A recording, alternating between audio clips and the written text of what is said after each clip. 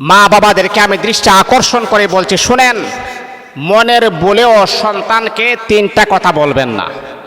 মনে রাখতে হবে, মনের বলেও যদি সন্তানকে তিনটা কথা বলেন তাহলে কিন্তু আপনার সন্তানের ভবিষ্যৎ নষ্ট হয়ে যাবে, আপনার সন্তান ধ্বংস হয়ে যাবে, আপনার সন্তানের বিপদ অতি দ্রুত চলে আসবে।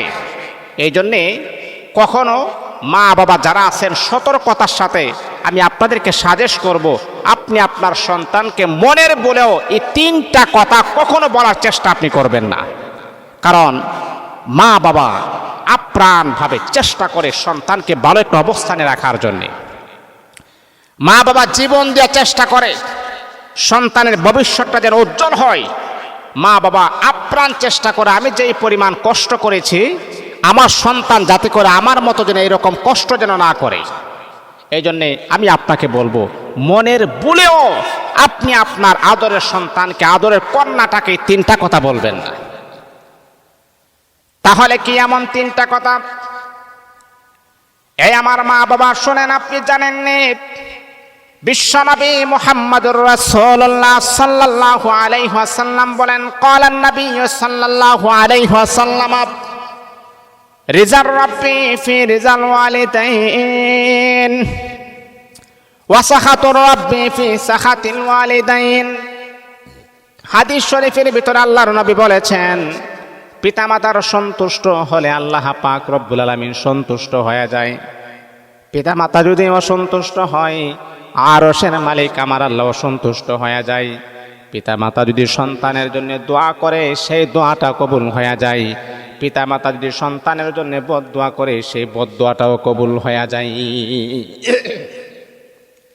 তাহলে এক নাম্বার হলো, মনের বলেও সন্তানকে কখনো আপনি কথা বলবেন না যে তুই কখনো দুনিয়াতে শান্তিতে থাকতে পারবে না, এই কথা বলা যাবে না।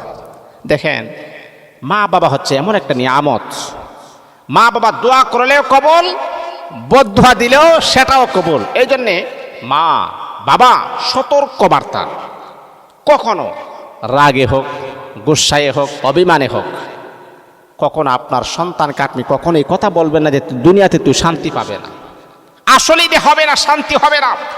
লক্ষ কোটি টাকার মালিক হলেও তার মনের ভিতরে অশান্তি বিরাজমান করবেই করবে। এই জন্য মনের বলে সন্তানকে কথা বলবেন না।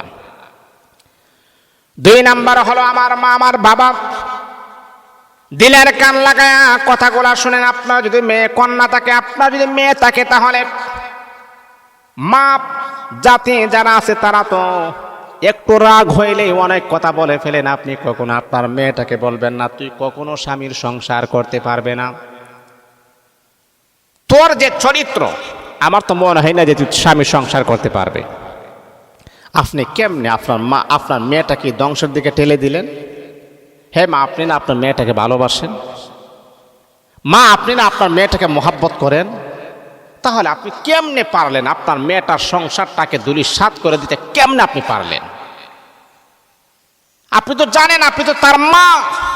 আপনি দোয়া করলে কবুল হয়, বদদোয়া দিলে কবুল হয়। তাহলে একটু চিন্তা ফিকির করে কথাগুলো বলা প্রয়োজন ছিল না?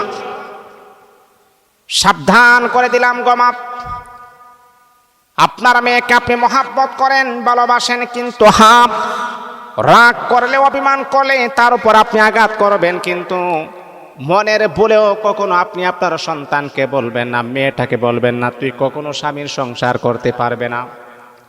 যদি এমনটা হয়ে যায়, আল্লাহ পাক রব্বুল আলামিন যদি আপনার দোয়া কবুল হয়ে যায়, কারণ মা বাবার দোয়া 100% কবুল হয়ে যায়, আপনার মেয়েটা আসলে স্বামীর সংসার করতে পারবে না। মেয়েটার কোনো দোষ নাই, তারপর স্বামীর সংসার করতে পারে না, ওই যে আপনার বদদোয়াটা এখনো আছে।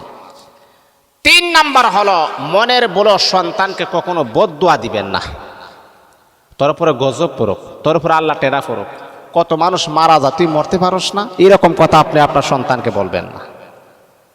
বাবা মা, আপনার সন্তানকে কখনো এমন কথা, এমন বাক্য উচ্চারণ করবেন না যেটা আপনার সন্তানের ভবিষ্যৎটা ধূলিসাৎ হয়ে যায়, ধ্বংস হয়ে যায়। এমন কথা কখনো আপনি বলবেন না, আপনার সন্তানের ভবিষ্যৎটা অন্ধকার আপনি করবেন না। তাহলে আমার মা বাবা শুনেন, মনের বলেও সন্তানকে তিনটা কথা বলা যাবে না। এক নাম্বার হলো সন্তানকে কখনো বদদুয়া দেওয়া যাবে না। দুই নাম্বার হলো সন্তানকে কথা বলা যাবে না তুই কখনো দুনিয়াতে শান্তিতে থাকতে পারবে না। তিন নাম্বার হলো আপনার কন্যা সন্তানকে, আপনার মেয়েটাকে আপনি কথা বলবেন না তুই কখনো স্বামীর সংসার করতে পারবে না। এই তিনটা কথা যদি আপনি বলে ফেলেন, ও মা মনে রাখতে হবে আপনি আপনার সন্তানের ভবিষ্যৎটাই নষ্ট করে দিয়েছেন।